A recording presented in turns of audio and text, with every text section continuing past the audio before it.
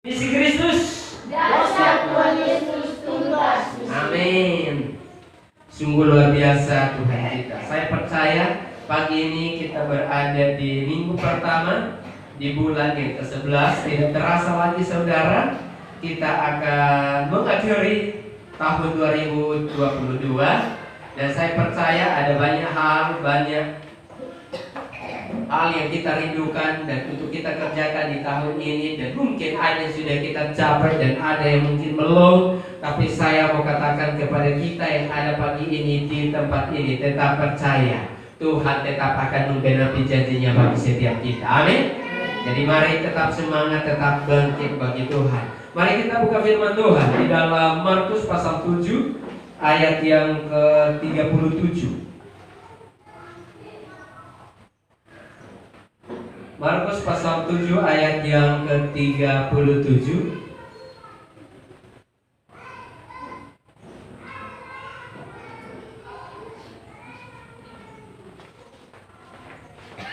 Oke, kita bacanya bersama-sama. 1, 2, 3.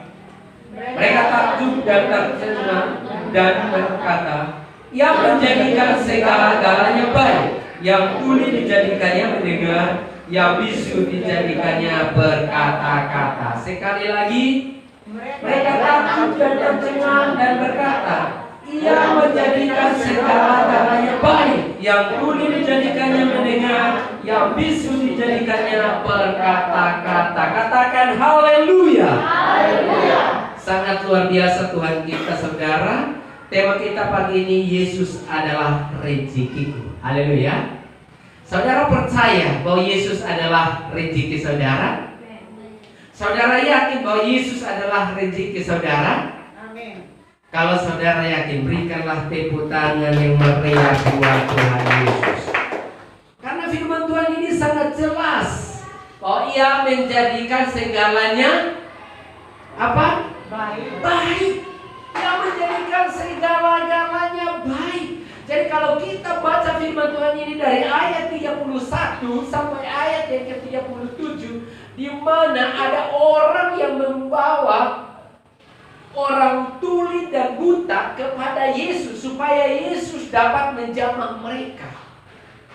Dan saat mereka datang kepada Yesus untuk memohon kepada Yesus untuk menjamah, dan saat Yesus memasukkan jarinya kepada telinga orang itu, dan Ia menarik nafas panjang-panjang, dan Ia mengangkat mukanya ke langit, dan Ia berkata, "Terbukalah." Maka saat itu juga orang yang tuli ini mendengar, dan orang yang gagah pun dapat berkata-kata. Jadi saya mau katakan kepada kita pagi ini di tempat ini, apapun keadaanmu yang engkau rasakan hari ini, apapun keadaanmu yang engkau alami hari ini, ketika engkau datang kepada Yesus, Yesus sanggup menjadikannya menjadi baik. Haleluya.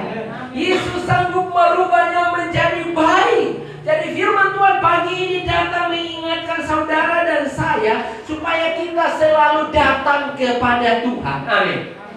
Kita harus selalu datang kepada Tuhan. Apapun keadaanmu saat ini, saya hanya mau katakan tetap datang kepada Tuhan. Karena apapun itu permasalahan kita jangan lupa berserah kepada Tuhan. Amin. Jangan lupa berserah kepada Tuhan. Supaya mujizat itu terjadi dalam kehidupan kita, saya mau katakan supaya mujizat itu bekerja atas hidup kita, saya mau katakan datang kepada Yesus. Amin. Orang tuli ini mendengar, dan orang bisu ini bisa berkata-kata karena mereka datang kepada Yesus. Ketika mereka datang kepada Yesus, Yesus menjadikan semuanya baik. Kenapa saya mengambilkan tema Yesus adalah rezekiku? Karena saya mengatakan rezeki bukan hanya berbicara tentang uang. Amin. Rezeki bukan hanya berbicara tentang materi, tapi tubuh yang sehat ini pun adalah rezeki dari Tuhan. Tubuh yang kuat ini adalah rezeki dari Tuhan. Jadi saya mau katakan Yesus adalah sumber rezeki. Apapun yang engkau inginkan terjadi dalam hidupmu, datang kepada Yesus, engkau pasti menerimanya. Engkau pasti mendapatkannya. jangan ragukan Yesus. Haleluya. Jangan ragukan Yesus. Tapi saya mau katakan, datang kepada Yesus dan berseru meminta pertolongan padanya, Dia pasti memberikan jawaban. Dia pasti memberikan jawaban. Tidak bilang tidak. Saat orang tuli ini datang dan orang di sini, mereka berseru kepada Yesus. Dan kalau kita baca, saudara, ketika mereka berjumpa dengan Yesus, Yesus memisahkan mereka dari banyak orang. Yesus memisahkan mereka. Kenapa Yesus memisahkan mereka? Itu menunjukkan bahwa Yesus sangat peduli dengan keadaan mereka. Yesus sangat peduli, Yesus sangat perhatian. Saya mau katakan, ketika engkau datang kepada Yesus, apapun permasalahan seberat apapun, Yesus akan memisahkan engkau dan Dia mau menjamah engkau secara khusus. Pastikan pagi ini di tempat ini engkau mendapatkan jamahan secara khusus daripada Tuhan. Amin. Maka engkau pulang dari tempat ini, keadaanmu pasti tidak akan sama lagi. Amin. Keadaanmu pasti berubah. Oke, kita langsung saja poin yang pertama. Poin yang pertama saya katakan, datang pada Yesus. Datang pada Yesus. Kalau saudara tahu bahwa Yesus adalah sumber rezeki kita, jangan ketika apapun yang datang mengimpitmu, jangan engkau lari kepada hal-hal yang lain, tapi datanglah kepada Yesus. Dalam kehidupan ini contohnya, kalau saya butuh, dan yang saya butuh ini kalau saya tahu bahwa yang itu yang bisa dapat bantu saya adalah Ibu Teres, maka saya harus datang kepada Ibu Tersiana. Tidak perlu saya lari kepada Kak Vincent kalau yang saya butuh itu tidak ada sama Kak Vincent. Haleluya. Kalau saya butuh itu tidak ada Kak Vincent, saya datang kepadanya, dia akan berkata, saya mau tolong, tapi itu memang tidak ada pada saya. Tapi kalau saya datang kepada Ibu Teres yang punya, pasti dia segera menolong dan saya akan mendapatkan pertolongan. Tahu pertolonganmu, apa yang kau butuhkan, tahu jawaban itu datang dari mana engkau tahu. Ketika engkau datang kepada yang mempunyainya, engkau akan mendapatkannya. Amin. Ketika engkau datang kepada Yesus, Yesus adalah sumber. Apapun itu persoalanmu, engkau akan mendapatkannya. Amin. Coba kita baca Matius pasal 11 ayat 28. Kita baca sama-sama. Coba. 1, 2, 3. Marilah kepadaku semua yang letih lesu dan beban berat, aku akan memberikan kelegaan kepadamu. Amin. Datang. Di sini berkata, marilah kepadaku semua yang letih lesu. Yesus mengundang kita yang punya persoalan, haleluya, untuk datang kepadanya. Maukah pagi ini engkau meletakkan masalahmu di bawah kaki Tuhan? Maukah engkau menyerahkan masalahmu, persoalanmu di hadapan Tuhan hari ini? Firman Tuhan jelas berkata, Dia akan memberikan kelegaan. Jadi saya mau katakan bahwa Tuhan Yesus mengajak saya dan saudara untuk datang kepadanya. Ketika saya dan saudara datang kepadanya, maka Tuhan Yesus berjanji akan memberikan kelegaan. Haleluya. Dia akan memberikan kelegaan.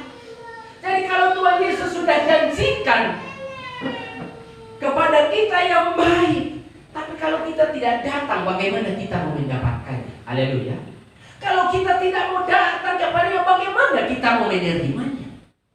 Jadi kalau hari-hari ini kau merasa sangat berat hidupmu, datang kepada Yesus. Jaminan firman Tuhan sudah jelas, engkau akan menerima kelegaan. Orang yang menerima pelepasan adalah orang yang mau datang kepada Yesus. Orang yang menerima kesembuhan adalah orang yang mau datang kepada Yesus. Orang yang menerima keberkatan adalah orang yang mau datang kepada Yesus. Apapun persoalanmu hari ini, saya hanya mau katakan, datang kepada Yesus. Yesus pasti memberikan jawaban. Amin. Yesus pasti memberikan jawaban atas hidup kita. Jadi mari, datanglah kepadanya dengan sungguh-sungguh. Jangan segan datang kepada Yesus. Haleluya. Jangan segan. Saudara yang tahu persoalan saudara hari-hari ini. Apapun prediksi orang di tahun 2023, tapi saya mengatakan, kalau Yesus ada dalam hidup kita, tidak ada yang perlu kita gentarkan. Amin. Apalagi saat ini kita sedang digoncang lagi. Indonesia dengan Australia berperang karena hanya merampas pulau pasir yang berdekatan dengan Rote. Pastor Priscilla dan itu mereka berkata bahwa itu miliknya NKRI. Lalu Australia mengambil alih dan sekarang sedang terjadi dan itu sudah dinaikkan ke PBB. Kalau Australia tidak terima akan terjadi perang. Dan di situ mereka berkata imbas pertama adalah NTT. Maka kita harus banyak berdoa. Haleluya. Bahkan di grup kami GMA pusat itu hamba-hamba sudah kirimkan ke semua. Dan mereka berkata, baru kita doakan. Apalagi dalam acara kenegaraan pada G20 tanggal 13 sampai 17 ini kita supaya doa. Ada 19 negara yang datang, yang hadir 20-an ribu yang ada di Bali. Kita perlu doakan supaya dikatakan. Kita harus banyak berdoa, saudara. Jadi saya mau katakan, apapun terjadi, tetap dekatkan diri kita sama Tuhan. Amin. Coba kita baca Mazmur 22. Ayat 25. Kita baca sama-sama. Bukan. Ini ayat 26. Yang dalam kurung itu 25.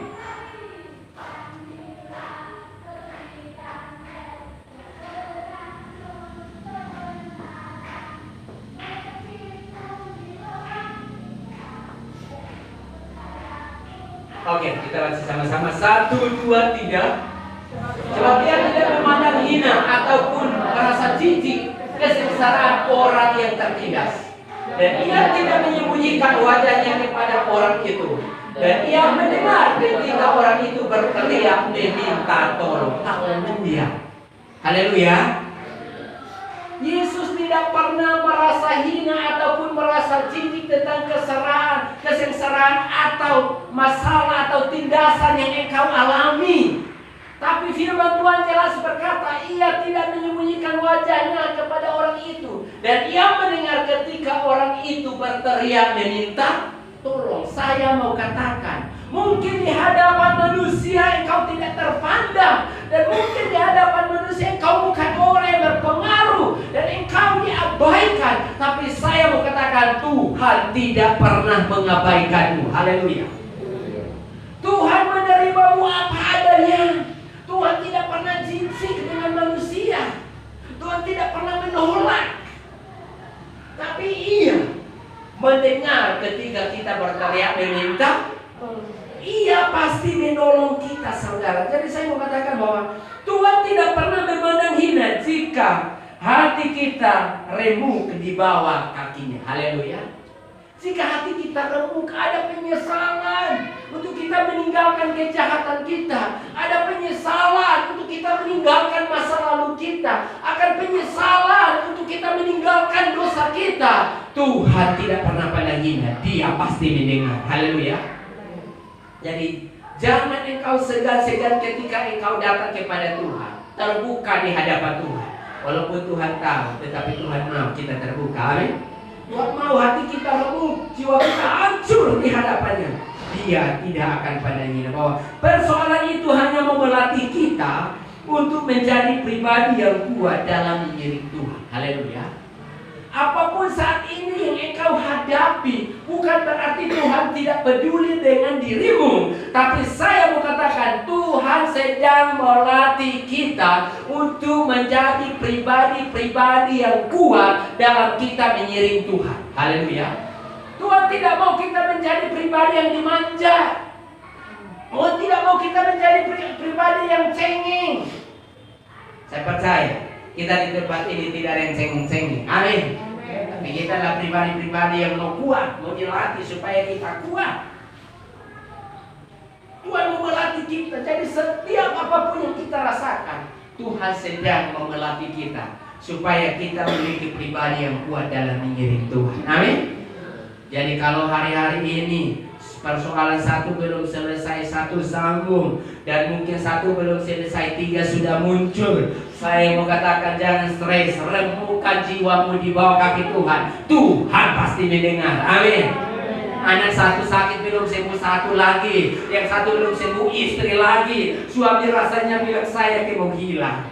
Jangan gila, masih ada Tuhan. Amin. Masih ada Yesus datang dan curhat sama dia. Memiliki hati yang hancur, dia tidak pandang hina. dia pasti mendengar. Orang yang berteriak meminta tolong. Amin. Jadi mari, cuma satu saja datang kepada Yesus, karena Yesus adalah sumber rezeki kita. Jadi mari jangan berpikir bahwa rezeki itu kalau ada jabatan baru ada rezeki, ada pekerjaan baru ada rezeki. Ya memang itu betul. Tapi saya mengatakan rezeki yang terbesar dalam hidup adalah kesehatan. Karena kalau kita sehat, apa saja kita bisa berbuat mendatangkan rezeki. Tapi kalau engkau sakit, apa yang engkau mau berbuat? Tidur terbaring saja. Malah kalau orang sudah bosan melihat, dia akan berkata, Tuhan kalau mau ambil sudah. Kita mau kerja tidak bisa, menghalangi saja. Tuhan mau ambil sudah. Tapi rezeki yang terbesar dalam hidup adalah kesehatan. Makanya firman Tuhan minggu lalu saya katakan, hargai Tuhan di dalam. Orang yang menghargai Tuhan di dalam tubuhnya, disitulah rezeki Tuhan akan mengalir. Disitulah berkat Tuhan akan mengalir. Jadi mari hargai Tuhan dengan sungguh-sungguh. Bawa persoalan kita. Karena persoalan sedang melatih kita supaya kita menjadi pribadi yang kuat dalam diri Tuhan. Ketika ada masalah, perbanyaklah dulu diam di bawah kaki Tuhan. Haleluya. Perbanyaklah dulu diam di bawah kaki Tuhan. Jangan engkau perbanyak statusmu. Haleluya. Jangan engkau perbanyak buat di media sosial. Itu tidak akan menjadi pertolongan atas hidupmu. Amin. Tapi perbanyak saja dulu di bawah kaki Tuhan, pertolongan pasti jadi. Amin. Ketika engkau buat di media sosial, orang hanya paling balas, kasihan nih, cepat sembuh, makin kasihan sekali lu hidup ini. Repot. Haleluya. Perbanyak saja di bawah kaki, satu persatu pasti akan terselesaikan. Tidak diam-diam. Pasti. Kalau ada masalah, pasti ada jalan keluar. Kalau ada sakit penyakit, pasti ada kesembuhan. Kalau ada kegagalan, pasti ada keberhasilan. Intinya, jangan pernah menyerah. Coba kita baca di dalam Mazmur 34 ayat 19.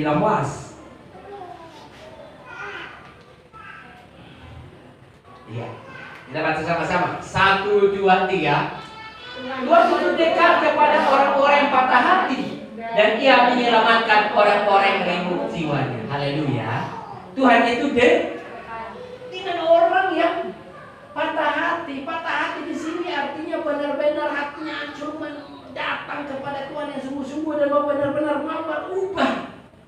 Di situ Tuhan Kalau engkau patah hati karena putus cinta, jangan harap dia akan kasihan dan dia akan kembali.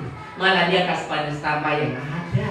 Dia mau tambah gading baru satu, dia mau tambah engkau tambah sakit hati.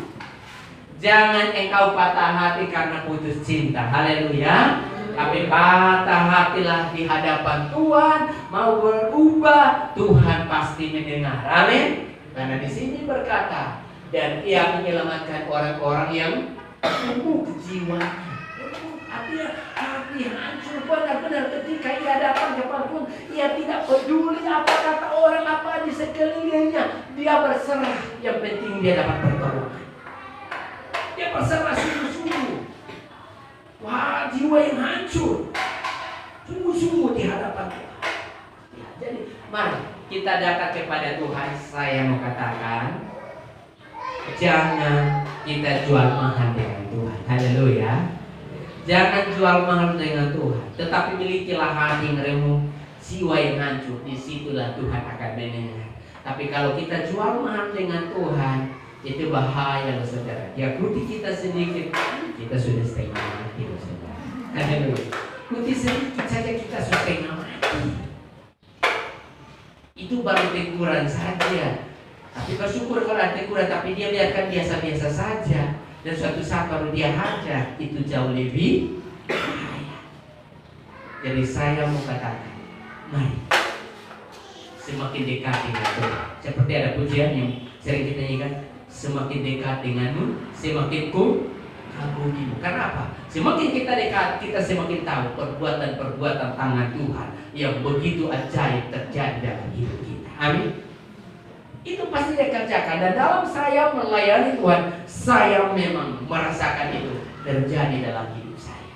Saya datang ke atap buah, saya tidak bawa apa-apa. Modal saya cuma Alkitab 1, pakaian hanya cuma di satu tas kecil. Itu pun Pak Pendeta di Kupang yang beli kasih. Karena Pak Pendeta tanya, kamu ada tas? Saya tidak ada tas, Bapak. Oh ya sudah, biar saya belikan. Ini cukup. Ini tas itu terlalu besar, Bapak. Saya mau pakai cuma berapa, Bapak? Saya bawa datang ke atap buah, loh saudara. Tapi saya melihat pemeliharaan Tuhan itu nyata bagi saya. Haleluya. Sampai hari ini saya masih ada itu karena pemeliharaan Tuhan atas hidup saya. Dan saya yakin saudara pun demikian. Amin. Hari ini saudara masih ada itu karena pemeliharaan Tuhan. Coba kita kilas balik ke belakang. Bukan berarti mau kembali ke dosa lama, kembali ke hidup lama. Tapi coba kita kilas balik dulu apa yang kita rasakan sebelum kita mengenal Tuhan. Lalu kalau kita sudah dapatkan pertolongan dari Tuhan, masihkah kita mau main-main dengan Tuhan? Masihkah kita mau main-main dengan pertobatan kita? Saya datang tinggal di kos kecil sampai saya dulu selalu berdoa, Tuhan kapan saya bisa dapat rumah kontrakan? Saya tidak pernah punya rumah, saya berdoa, kapan saya bisa dapat rumah kontrakan besar Tuhan? Tapi ternyata berjalan waktu Tuhan jauh. Haleluya. Bahkan sampai untuk pertapakan tanah pun doa-doa kita Tuhan sudah jawab. Sudah ada. Tinggal kita mau membangun. Tinggal kita urus sertifikat dan kita membangun. Pemelihara Tuhannya. Haleluya. Kalau kita lihat secara mata jasmani untuk kita di tempat ini, mustahil kita beli kita. Haleluya. Kenapa saya katakan demikian? Oke, penghasilan kita berapa, kita mau makan minum saja, berkumpul mau berkorban tahu. Aduh Tuhan tolong. Haleluya. Iya, janji iman kita dari 2015 sampai 2022 sampai sekarang saja kita belum lunas.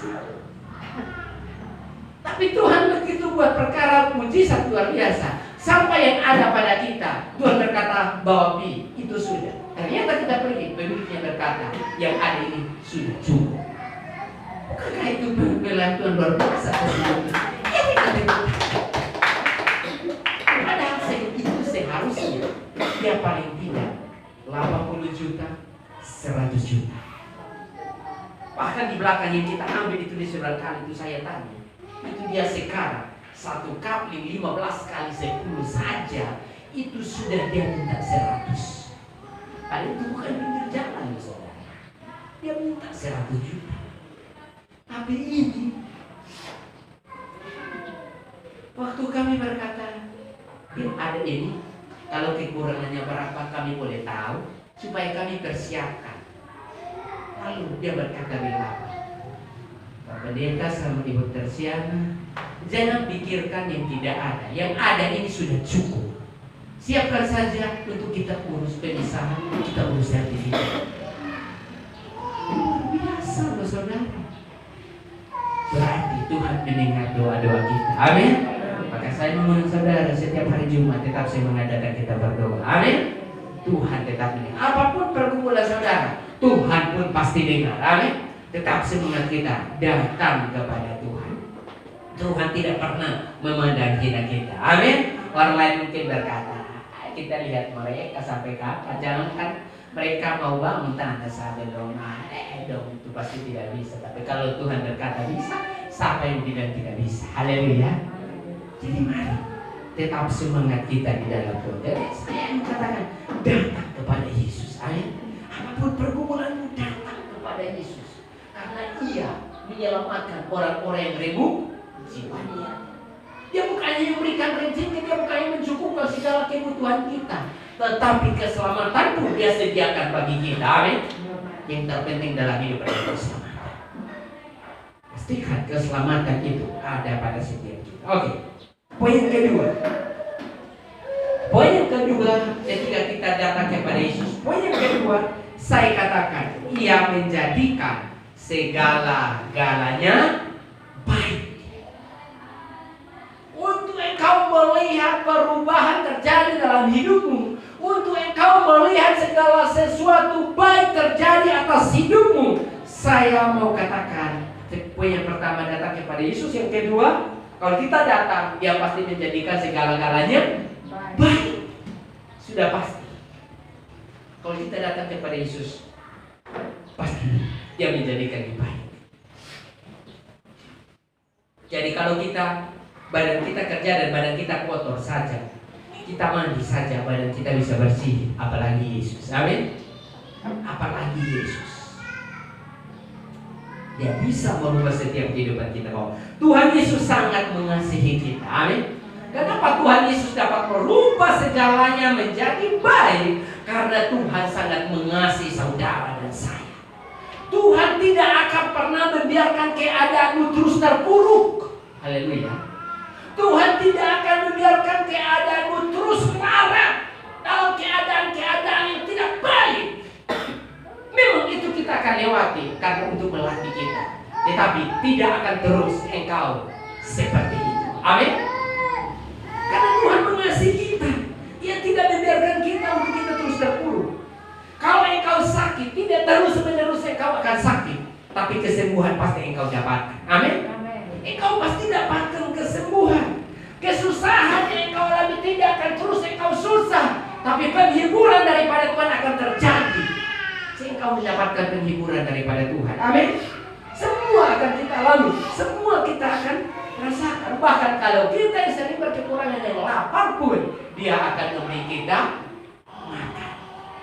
Tidak bilang tidak. Apapun keadaanmu saat ini, saya mengatakan Dia akan menjadikannya baik. Saya sangat merasakan ketika saya berdoa, itu kayak begini, dan kenapa saya buat tema Tuhan adalah rezeki? Karena saya sudah rasakan itu. Ketika ada Yesus, semuanya pasti baik. Istri saya bilang begini, tema papa ini kok bisa Yesus adalah rezeki? Saya bertanya, kenapa? Tidak sih, tapi rasanya kayak mana kok? Saya bilang ini saya sudah alami dalam hidup saya. Makanya saya bisa bilang. Karena saya datang ke Atambu, bahkan selama saya melayani di Ayovani, di desa Ayovani pun hanya cuma modal Yesus saja. Permulaan Tuhan tetap nyata bagi saya. Makanya saya katakan Yesus adalah rezekiku. Artinya Yesus adalah sumber hidup. Haleluya. Yesus adalah segalanya bagi kita. Kalau ada Yesus, semuanya pasti jadi baik. Jadi bilang kiri kanan saudara, katakan, kalau ada Yesus, semuanya pasti baik. Kalau kita yang sedang baru membangun rumah tangga dan sering berselisih pendapat yang membuat kita rasanya, saya mengatakan tetap bersabar, hadirkan Yesus, semuanya akan berubah jadi baik. Haleluya.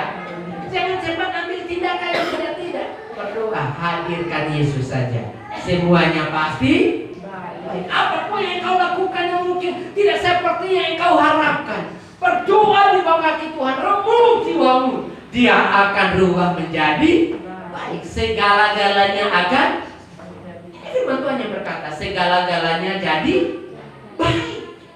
Jadi apakah itu? Semuanya akan baik. Amin. Jadi jangan takut.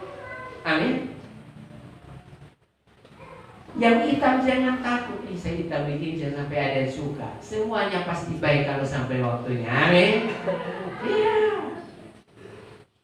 Mau rambut keriting apapun jangan minder. Semuanya pasti baik bila waktunya tiba. Amin. Amin. Semuanya pasti baik. Bapak Iga, Mama Iga, semuanya pasti baik bila waktunya tiba. Perkataan akan jalan, jangan stres. Hadirkan Yesus saja. Haleluya. Yeah. Hadirkan saja Yesus, semuanya pasti baik. Asalkan kita punya kemauan datang kepada Yesus. Jadi mulai hari ini, ketika engkau alami segala sesuatu, ucapkan saja, semuanya akan baik. Haleluya. Semuanya akan baik karena Tuhan Yesus mengasihi saudara dan saya. Tuhan Yesus mencintai kita. Kalau Dia tidak mengasihi kita, belum tentu Dia mati bagi kita. Amin. Belum tentu Dia datang kepada kita meninggalkan kerajaannya, datang ke dunia yang penuh dengan kehinaan, datang ke dunia yang penuh dengan kejahatan, datang ke dunia yang penuh dengan dosa. Kenapa Dia datang? Karena karena dia mengasihi saudara dan saya. Amin. Dia mengasihi kita, jadi semuanya pasti baik.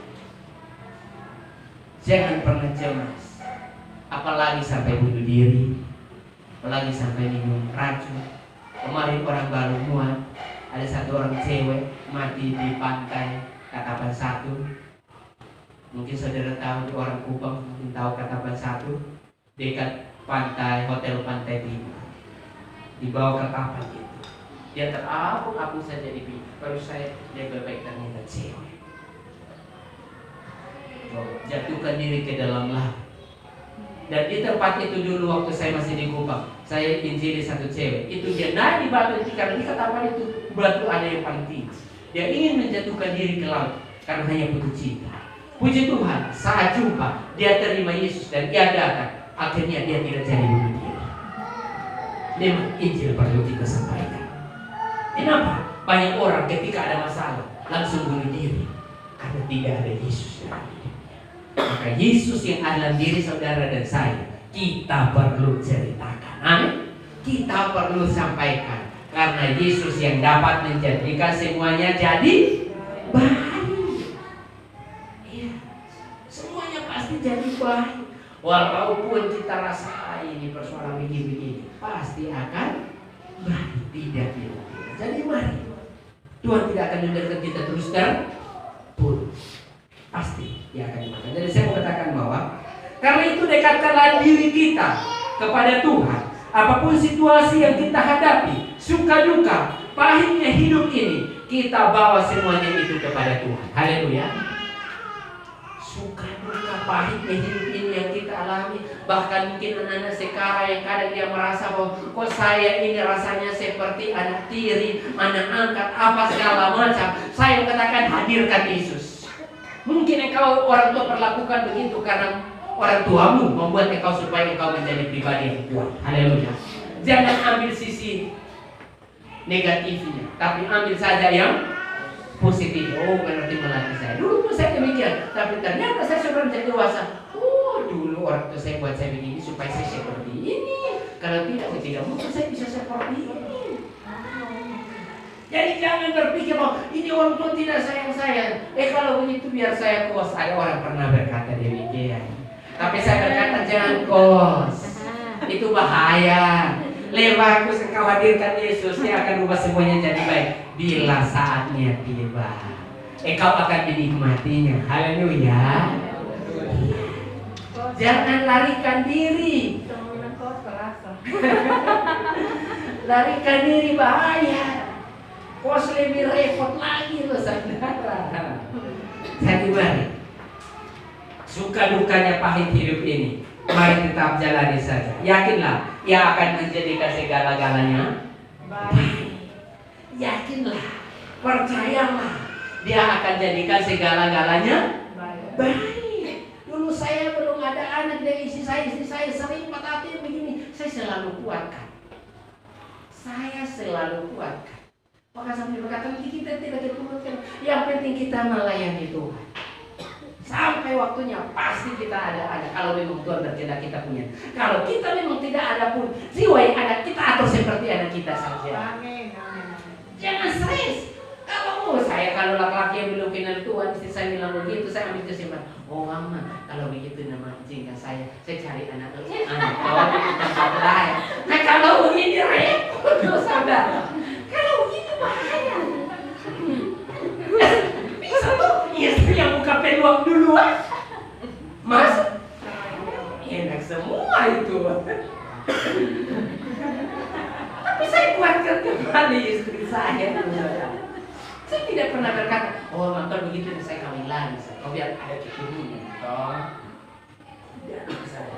Karena saya tahu waktu Tuhan pasti yang terbaik. Tuhan pasti yang terbaik. Jadi buat saudara, janganlah terburu-buru. Amin. Kalau saudara sekarang kerjalah dengan baik, jangan buru-buru cari pasangan hidup. Kalau rezeki kamu sudah cukup, pasangan hidup pun pasti datang. Kalau saat ini kau baru sakit, jangan dia masih tetap lari. Berarti perlu tanda tanya. Rezeki saya untuk saya tidak cukup, makanya Tuhan buat dia lari. Tapi kalau rezeki yang kau pakai untuk dirimu sudah lebih untuk orang lain, pasti dia dekatkan. Haleluya. Pasti dia dekatkan.